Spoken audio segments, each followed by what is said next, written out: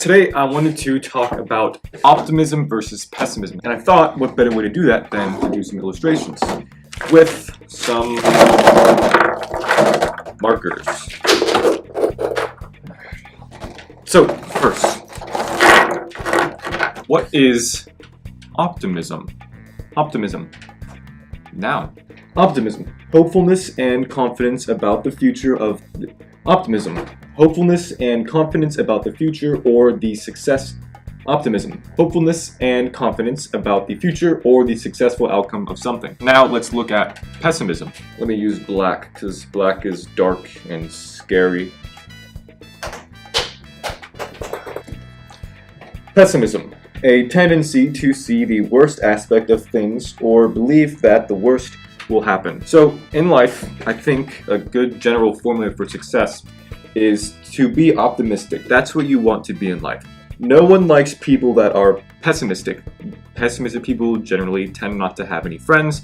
They don't encourage people. They never, tell people that they can do something. They would rather, you'll find pessimistic people putting others down, even like their friends or their close relatives and family members. Optimistic people, on the other hand, like to raise people up. They like to encourage people, and they like to be hopeful towards the future, and they're not condescending towards others, but they're optimistic, they're hopeful, and they want to see people succeed. So you want to be optimistic, you don't want to be pessimistic. But it's hard, it's hard being optimistic all the time in life because life's hard. Life's always throwing stuff at us. Life's always, you wake up in the morning, life punches you in the face and you fall back into your bed and you don't even want to, get up out of bed and you think, well, how can I be optimistic?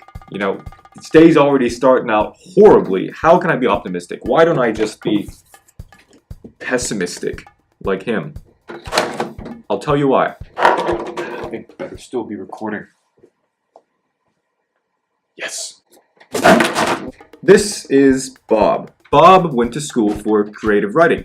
Bob had a lot of trouble finding any jobs after he left college though, so Bob had to settle for a 9-to-5 office job. Bob had this unquenchable passion, this desire to creatively write. He wanted to be an author and he wanted to publish short stories and poems, and he wanted to work for creative companies that would encourage his writing. But there was no money in that field for him. So for the last 3 or 4 years, off Bob goes to work every single morning from 9 to 5, going to this office job, the complete opposite of what he ever wanted to do with his life. He never expected himself to be working a 9-to-5 job in an office. But Bob loves his job. Bob is the most popular person at work. Everyone loves Bob. Bob does a great job at his work. He's always friendly. He's always smiling. He's always encouraging people. His coworkers love him. Bosses love him. Customers love him. Everyone loves Bob. It's no secret why everyone loves Bob. His smile. His attitude. He comes into work every morning grateful for what he has. He has bundles of energy and he's helpful. He's hopeful. He's smiling. And people like that. Now, here's Dave. Dave wanted to be a sculptor. It's what he's wanted to do since he was a little kid. But Dave hasn't been able to find a lot of work as a sculptor. He's taken a few requests, a few different contracts, he's done works for a few different people, but it hasn't been enough to really pay the bills. He's not generating enough income from sculpting, so he's, like Bob, has turned to a 9-to-5 office job. 9-to-5 office job isn't what Dave was looking for. He wants to sculpt. He's an artist at heart, and that's what he wants to do his whole life. Now, tell me, do you see the difference between Bob and Dave? Bob has a smile. Dave, not so much. Bob is what I would call the embodiment of someone who's optimistic. He's the embodiment of optimism. Now, Dave would be the embodiment of pessimism.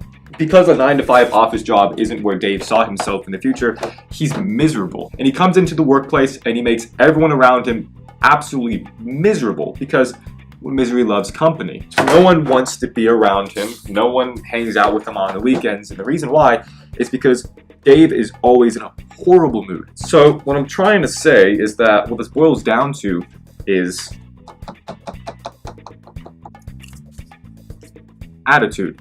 Life is really complicated and it's not always going to go the same way that you hoped it would go. There's a quote, I can't remember who said this and I would get it wrong if I even guessed, but there's a quote that I try to live by and it goes something like this: life is what happens while you're busy making a plan. So you might start here and your endpoint's here, so you can see that pretty clear, and you have a pretty good plan. You have a clear blueprint of how you're going to get from start to end. But then this thing called life comes in, and you might think that your plan is just as straight and clear-cut. But what life does, life comes in and says, actually, you're going to start going straight, and I'm going to go down here, and come back around here. Back here, you'll probably go back from where you started, and it'll push you back some steps. Here, come back up around here, and then you'll make it to end. And that all might take a year, it might take 5 years, it might take 10 years, 20 years, it might take your whole life before you get there.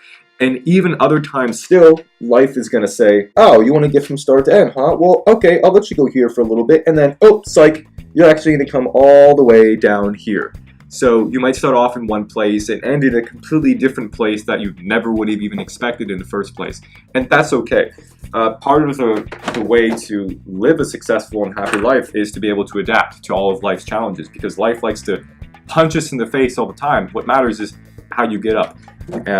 And I think the only way to get up and to keep moving forward is it's all based on your attitude. So if you're optimistic, naturally people are going to want to gravitate towards you. You're just naturally going to have more help in what you do, versus if you're pessimistic, people aren't going to help you. There are going to be times when you're going to need help, because we can't do this alone. There are always things in life that are going to suck, and I mean suck. And that's where attitude is going to come into play. It really matters how you treat people, and it really matters how you approach situations. I would really recommend you being optimistic in life. You'll find yourself happier, full of energy, you'll have more friends, people that are going to be willing to help you because you were willing to help them. But if you're going to be pessimistic all the time, you're always going to be negative towards people, always condescending, always putting people down to raise yourself up in some twisted way, chances are no one's going to be there to answer your call for help when you need it the most. The battle of optimism versus pessimism. Optimism always wins. Start employing a more optimistic outlook in life.